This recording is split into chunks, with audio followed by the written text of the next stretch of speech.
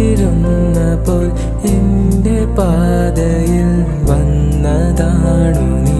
ജീവതാളമായി മാറിയെങ്കിലും മാഞ്ഞതെന്തിനു ഒരു നാളിൽ. അകലെ